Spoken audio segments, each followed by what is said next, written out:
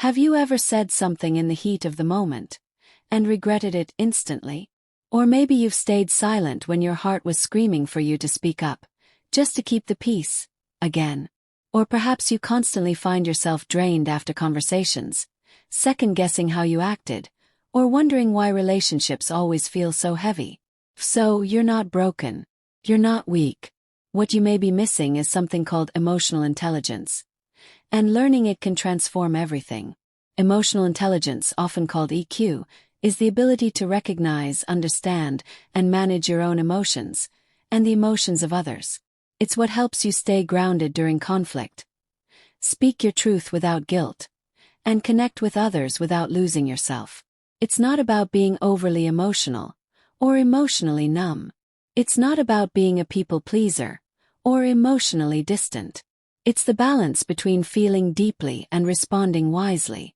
And the good news: emotional intelligence is not a personality trait. It's a skill. And like any skill, it can be developed, with awareness and practice. Let's meet Amara. Amara is kind, thoughtful, always there for everyone. She's the one her friends lean on, the one her coworkers go to when things fall apart.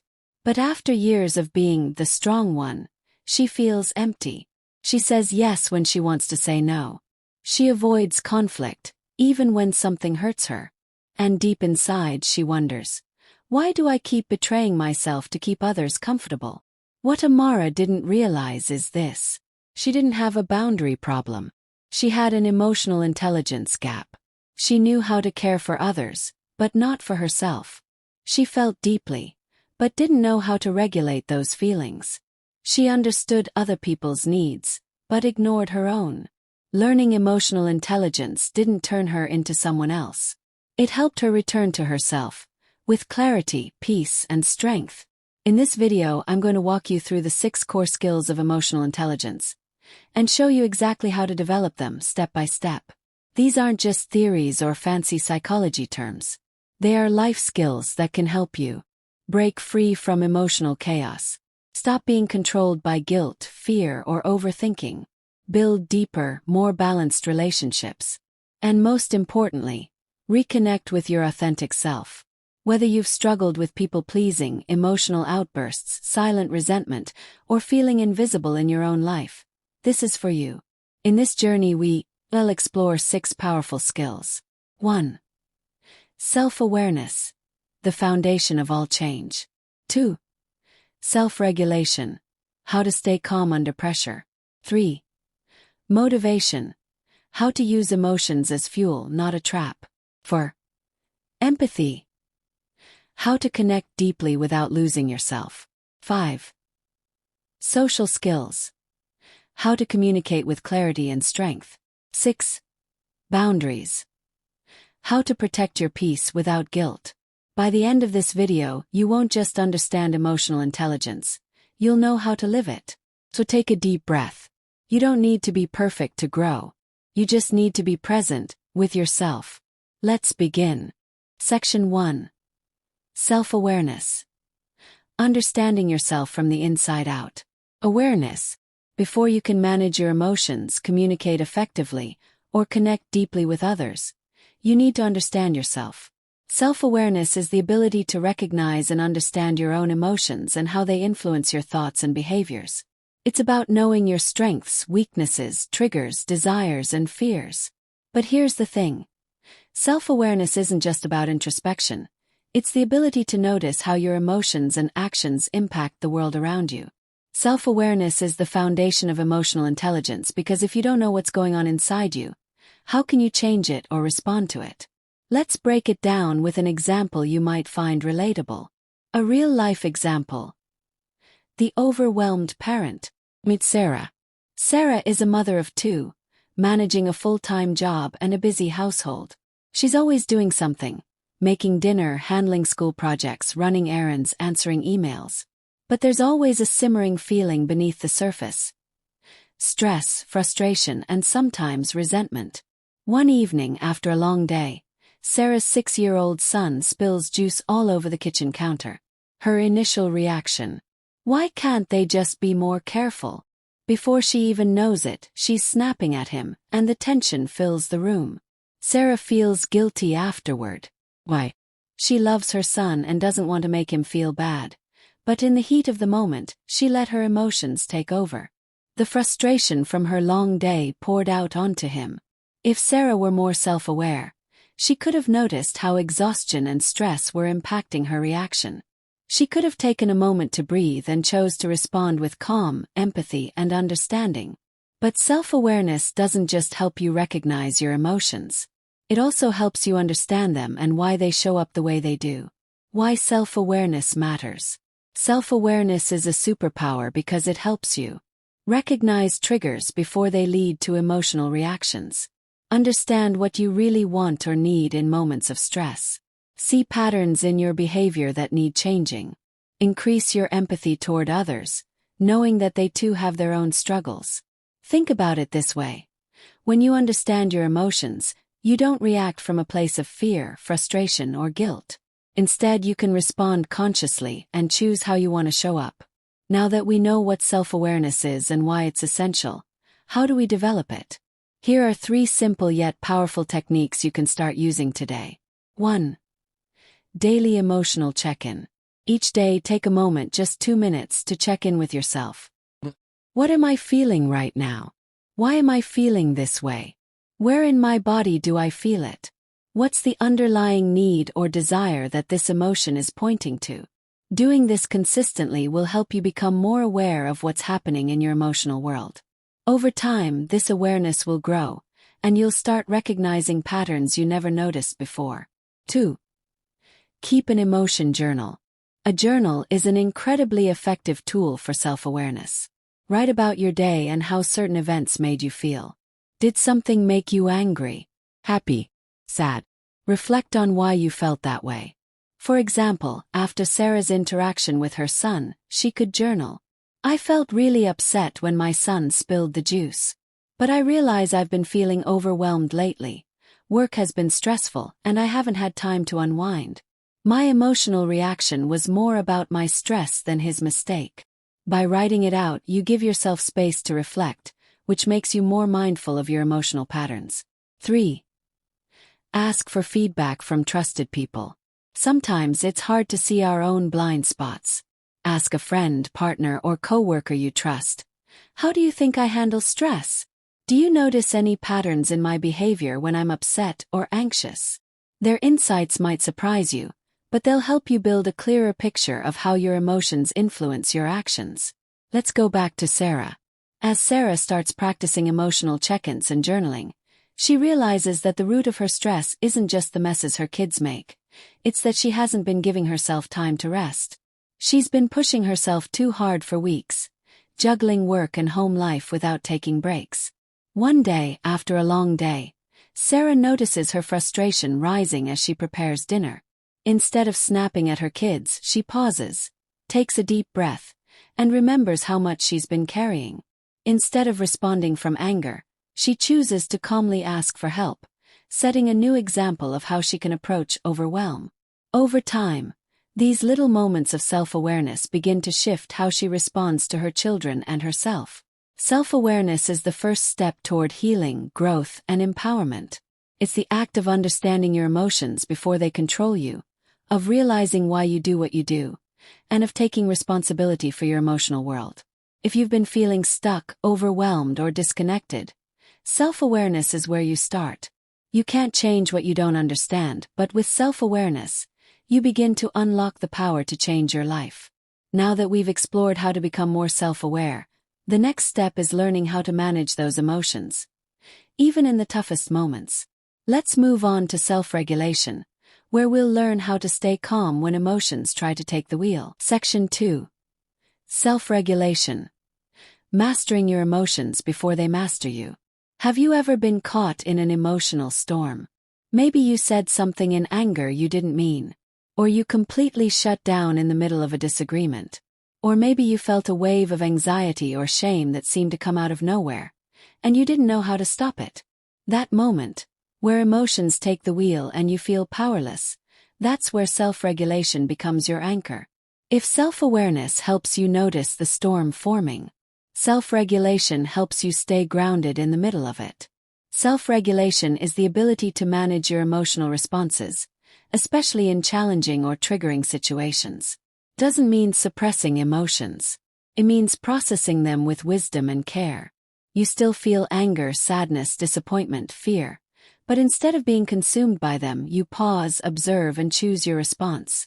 It's emotional maturity in action. Real-life example. The silent treatment. Let's take a look at a common example, one you might have experienced. James is a calm, introverted guy who hates conflict. Whenever his partner says something that feels hurtful or critical, he goes silent. Not just for a few minutes, but for days. He doesn't yell, doesn't lash out. He just disappears emotionally. He tells himself, "At least I'm not starting a fight." But what he doesn't realize is that this pattern, emotional withdrawal, is his way of avoiding discomfort. It's his version of emotional dysregulation. By shutting down, he never gives himself or his partner a chance to truly communicate and heal. Self-regulation doesn't just mean avoiding explosive reactions. It also means learning to face discomfort instead of shutting down or pretending you're okay when you're not.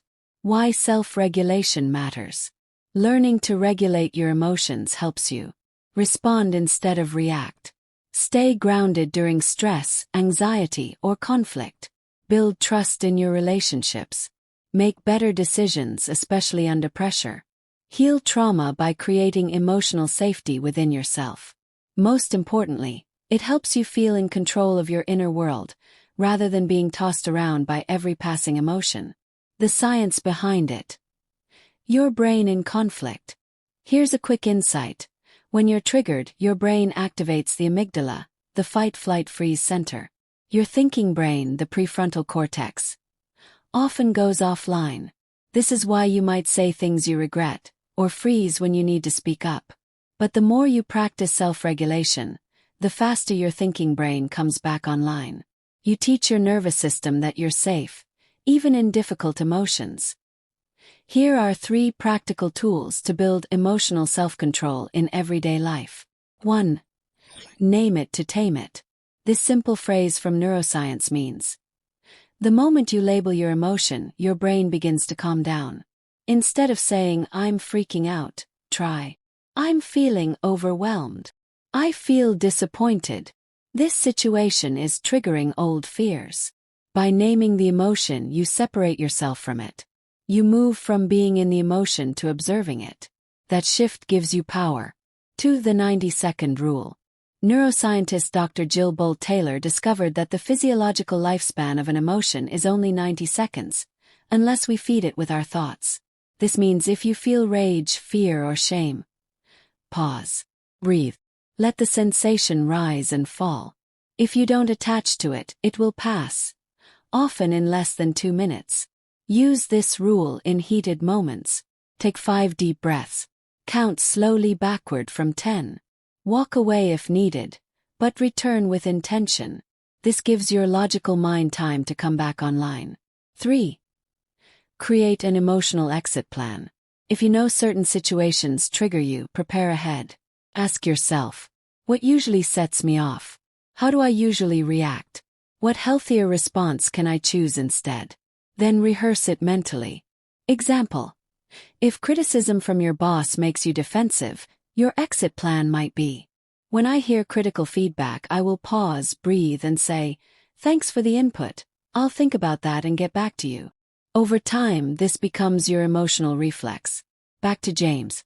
After learning self-regulation tools, he started noticing when he felt the urge to go silent. He began saying things like, "I'm feeling overwhelmed right now. I need 10 minutes to gather my thoughts, then I'd like to talk about it." Instead of disappearing emotionally, he stayed present, with himself and his partner. And that small shift changed everything in their relationship. He learned that his emotions didn't need to control him, and neither did the fear of conflict. This isn't about being emotionally perfect. There will still be days you overreact, or shut down, or say the wrong thing. But every time you pause, breathe, and choose your response, you're rewiring your brain and healing your nervous system. You're teaching yourself, I'm safe. I can feel this emotion and still be in control. Now that we've explored how to stay grounded and manage tough emotions, we're ready for the next life-changing skill, motivation. This is the power to move forward, not from pressure or perfectionism, but from purpose. In the next section, we'll explore how emotionally intelligent people use inner drive, resilience, and vision to grow, even through pain. Let's keep going. Section 3. Motivation. Finding purpose and power from within. Let's be honest. There are days when you just don't feel like doing anything. You know what needs to be done, but there's this heaviness inside you, like you're dragging yourself through life instead of actually living it. Maybe you've lost your drive after a heartbreak. Maybe you're stuck in a job that drains you. Or maybe you're healing from trauma, and even getting out of bed feels like a win. If you've ever felt that way, you are not lazy. You are human. But here's where emotional intelligence becomes life-changing, because one of its key pillars is intrinsic motivation. That's the kind of motivation that doesn't rely on rewards, pressure, or applause. Comes from within, from your values, your vision, and your deepest sense of purpose. And the good news, even if you've lost it, you can rebuild it. Intrinsic motivation is the inner drive to act because the activity itself is rewarding. It's when you do something not to impress others or escape guilt, but because it aligns with who you are. This kind of motivation fuels long-term goals, builds emotional resilience, helps you keep going even when life gets hard. Think of it as a fire inside you, not a fire under you. The psychology behind motivation. Psychologist Edward Deci, along with Richard Ryan, developed the self-determination theory, which says that humans thrive when 3 core needs are met. 1. Autonomy, the feeling that you are in control of your actions. 2. Competence, the belief that you can handle challenges. 3. Relatedness, the sense that you are connected to others. When these needs are nurtured, motivation becomes natural. But trauma, toxic environments, or years of self-doubt can dim these inner drivers. That's why healing plays such a big role in regaining your motivation. Let's talk about Maya. Maya was a social worker who burned out completely after years of emotionally draining work. After a personal loss, she hit rock bottom. She couldn't find meaning in anything. She stopped writing, stopped painting, stopped showing up. But one day, she remembered a notebook she used to keep, filled with letters from clients she'd helped, and little sketches she used to draw for stress relief. She picked up a pen again. Not because someone asked her to. Not because it would earn her money. But because it brought her alive. That small act, returning to what made her feel whole, was the first spark of intrinsic motivation. Here are 3 emotional intelligence-based practices that can help you reignite your inner fire. 1. Reconnect with meaning, not just goals. Ask yourself, what makes me feel alive, even when no one is watching? What would I do even if I didn't get paid for it? What values do I want to live by, no matter the outcome? This isn't about hustle. It's about alignment. When your goals are tied to your values, not just validation, you become unstoppable. 2. Celebrate small wins, especially during healing. Motivation isn't built through big victories. It's built through consistent micro-wins. If you're healing from trauma, waking up early once a week is a win. If you're building a new habit, showing up imperfectly is still showing up. If you're grieving, laughing again for the first time in weeks is sacred. Don't wait until you feel like a superhero to celebrate. Every small step forward is part of your comeback. 3. Anchor your why. Especially when you're tired. There will be hard days. Days when the old you whispers, "Why even try?" That's when you come back to your why. Try this simple practice. Write a sticky note with the sentence, "I am doing this because," and fill in the blank with something deep and true. Example, I'm doing this because I want to break generational patterns. I'm doing this because my future self deserves peace. I'm doing this because I know I was made for more. Put it somewhere you'll see it daily. Mirror, desk, journal. That single sentence will remind you that even if you're tired, you're not lost. Take Aaron, for example. He works at a supermarket and always felt embarrassed when people asked what he did for a living. He wanted to be a teacher, but life took a different turn. But when he shifted his focus from status to service, something shifted. He started mentoring a group of teens in his community on weekends. Not for money, not for fame, but because it mattered to him. Suddenly, even his daily job felt different, because his life had meaning again. That's intrinsic motivation. Gentle truth. You don't have to be perfect to be motivated. There's a myth that you need to be 100% healed, focused, or inspired to start. Don't. Motivation is not a switch. It's a muscle. Some days it's strong. Some days it's shaky. But the more you show up for yourself, even with doubts, the stronger it becomes. Don't wait for the fire. Be the match. Now that you've discovered how to ignite your inner drive, we'll move into one of the most powerful forces of emotional intelligence. Empathy. Empathy is the bridge that connects us deeply with others. It heals wounds, builds relationships, and gives us the courage to be fully human, with ourselves and with those we love. Let's explore how to unlock this gift in the next section. Section 4. Empathy. The healing power of understanding others. Have you ever shared your pain with someone and felt dismissed, like they just didn't get it? Maybe they gave you advice when all you needed was someone to listen. Or maybe they changed the subject, making you feel like your emotions were too much. That ache we feel in those moments, that's not just emotional, it's biological. Because as humans, we are wired to connect, to be seen, to be known. And when we're not, we shrink inside. That's where empathy comes in. Empathy is not just being nice or saying, "I understand." It is the bridge between two souls. The silent message. You are not alone in this. What exactly is empathy? Empathy is the ability to recognize, understand, and feel what someone else is experiencing, without judgment. Psychologists break it down into 3 parts. 1. Cognitive empathy. Understanding someone else's perspective. 2. Emotional empathy. Actually feeling what they feel. 3. Compassionate empathy. Not just feeling but responding with care. Empathy is not the same as sympathy, which can sometimes come across as pity. Sympathy says, "That looks hard." Empathy says, "I've been there. Let me sit with you in it." The neuroscience behind empathy. Ever heard of mirror neurons? These are special brain cells that fire not only when we do something, but when we see someone else doing it or feeling it. When someone is crying and you start to feel a lump in your throat, that's your brain mirroring their emotion. Empathy is literally built into your nervous system. In fact, studies show that people with higher emotional intelligence have more active mirror neuron systems, which help them read emotional cues and respond with deeper sensitivity. Why empathy heals for both sides. Here's something beautiful. Empathy doesn't just help the person receiving it. It also transforms the one offering it. When you practice empathy, you become more self-aware, recognizing your own emotional responses. You develop stronger relationships, both personally and professionally. You become less reactive and more grounded.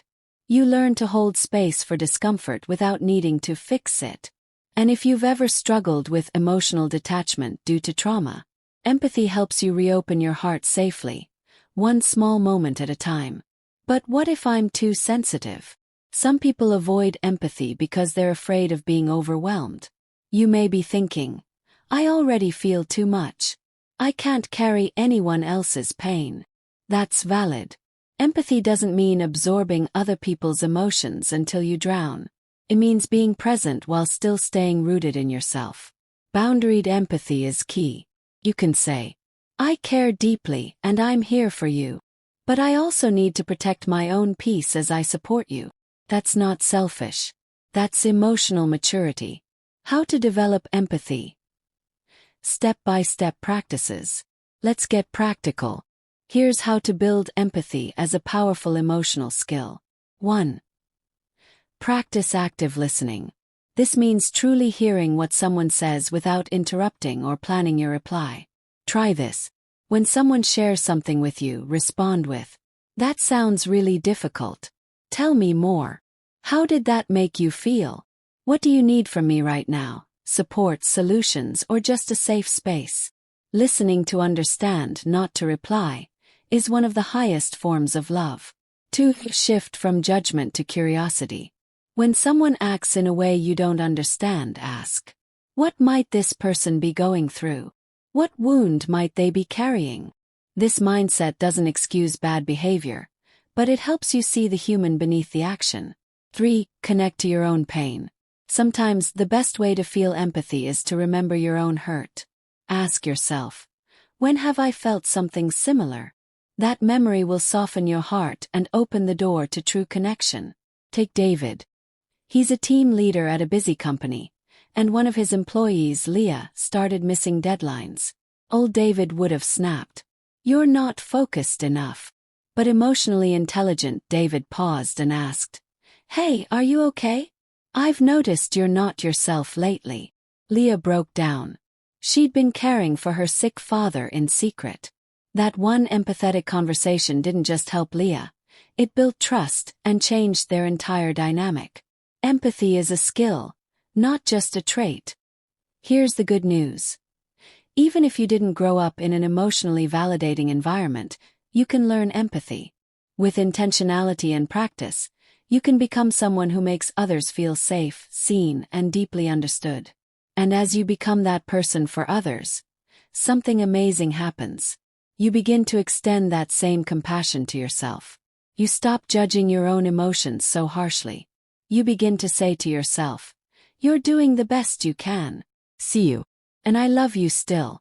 Empathy is a doorway to connection. Conclusion. How emotional intelligence sets you free. So here's the truth. Emotional intelligence isn't just about being emotionally smart. It's about creating a life you don't need to escape from. It's about knowing yourself so deeply, self-awareness, that you stop settling for less than you deserve. It's about regulating your reactions, self-regulation, so you protect your peace in a world that profits from your chaos. It's about staying fueled by your inner fire, motivation, even when no one's clapping for you. And it's about leaning into compassion, empathy. Because when you understand others, you heal yourself. These 4 skills aren't optional anymore. They're essential tools for healing past trauma, breaking generational patterns, and living a life of emotional freedom. And the best part, they're learnable, they're actionable, and they're yours starting now. Your next step. If this message stirred something in you, if you felt seen, understood, or empowered, don't stop here. Like this video so it reaches others who need it. Comment below. Which of these 4 skills are you focusing on this week? And if you haven't already, subscribe to Bloomsage Nest, your space for wisdom, healing, and emotionally intelligent living. Because your healing matters. And we'll walk this journey together.